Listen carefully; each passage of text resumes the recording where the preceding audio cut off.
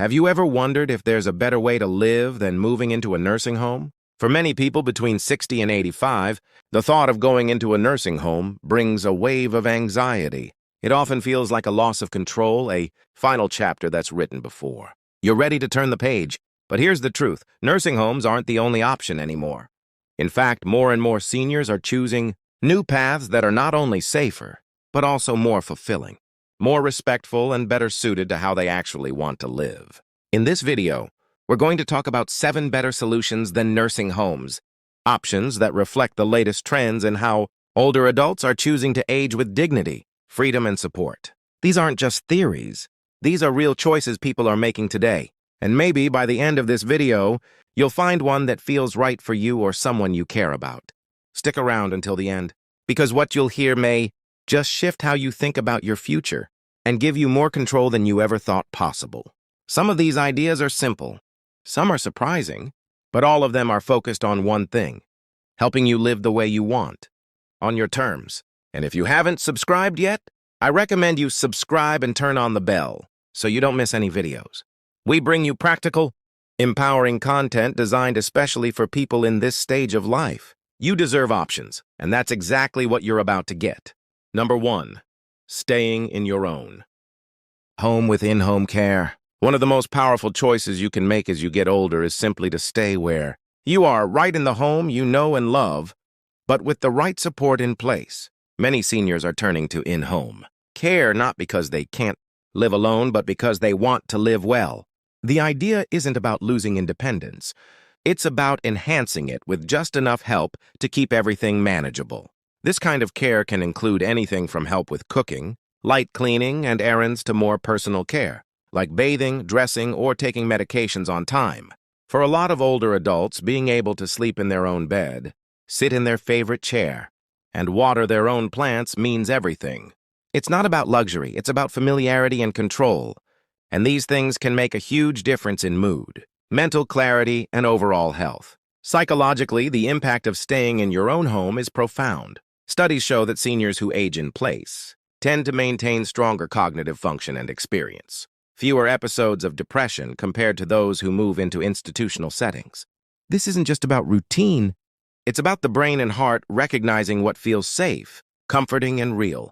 Take someone like Margaret, 78. Her knees aren't what they used to be, and she gets a little forgetful with her medication. But with a home aide who visits 5 days a week for a few hours, she's thriving. She still does her own crossword puzzles in the morning, watches the birds outside her kitchen window, and meets her neighbor for coffee every Sunday. What she needed wasn't a facility, it was a little help right where she was. And the beauty is, in-home care can be scaled up or down as needs change. Some start with just weekly visits, while others gradually increase to daily support. It's flexible, respectful, and deeply personal.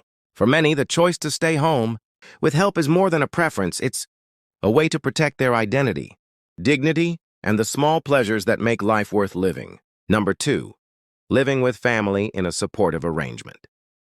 Another growing trend is for seniors to live with their adult children, but not in the way you might think. This isn't about giving up your independence or becoming a burden. It's about creating a supportive, two-way relationship where everyone benefits. When done right, multi-generational living brings comfort, care, and connection into daily life. It allows older adults to remain deeply involved in their families' lives without feeling like outsiders or dependents. You might help with the grandchildren, pass down stories, or simply provide a calm, loving presence that brings balance to a busy household. From a psychological standpoint, this kind of living arrangement can help reduce loneliness and increase a sense of purpose. It's not just about being around people, it's about being needed, heard, and appreciated. And that matters a great deal more than many realize. But here's the key: this only works when boundaries, space, and respect are clearly set. The most successful arrangements are those where each generation honors the needs of the other. You're not moving in to be taken care of. You're moving in to be part of a shared life. Let me tell you about Troward James, who's 81. After his wife passed, his daughter invited him to live in a converted space above their garage. He has his own entrance, kitchenette, and schedule. But he also gets to eat dinner with the family when he wants, watch his grandson's baseball games, and share life without sacrificing his peace. For James, that changed everything. Financially, these arrangements can also ease the pressure on both ends. Sharing a household cuts down on costs, and sometimes even opens the door to government support or tax benefits. But beyond the numbers, there's a sense of safety that comes with knowing you're not alone. If something goes wrong, if you're still watching this video and finding these insights valuable, please comment. Number 2, below to let me know you're here. And if you haven't subscribed yet, I recommend you subscribe and turn on the bell so you don't miss any videos. Your support helps us continue creating good content to inform and inspire you. Now let's move forward. Continuing similarly for the remaining points, ensuring all punctuation marks are used appropriately while maintaining the original content. Final thoughts growing older. Doesn't mean giving up your independence or your dignity. For many of us, the idea of ending up in a nursing home brings a quiet fear we don't often say out loud. The silence, the routine, the feeling of being warehoused instead of being seen. But what we've explored today proves there are other ways that honor your spirit, your choices, and your life story. Whether it's choosing co-housing with friends, living near adult children on your own terms, finding comfort in a senior village, hiring in-home care, becoming part of an intergenerational community, or simply downsizing to the right kind of neighborhood. There is no one-size-fits-all. But there is a common thread. The desire to stay human, connected and in control. You've lived too much life to hand over the keys without thought. So ask yourself, which of these solutions speaks to you the most? Which one makes your shoulders drop a little just thinking about it? Because the goal isn't just to extend your years, it's to make sure those years still feel like yours. Thank you for joining us today. We'd love to hear from you.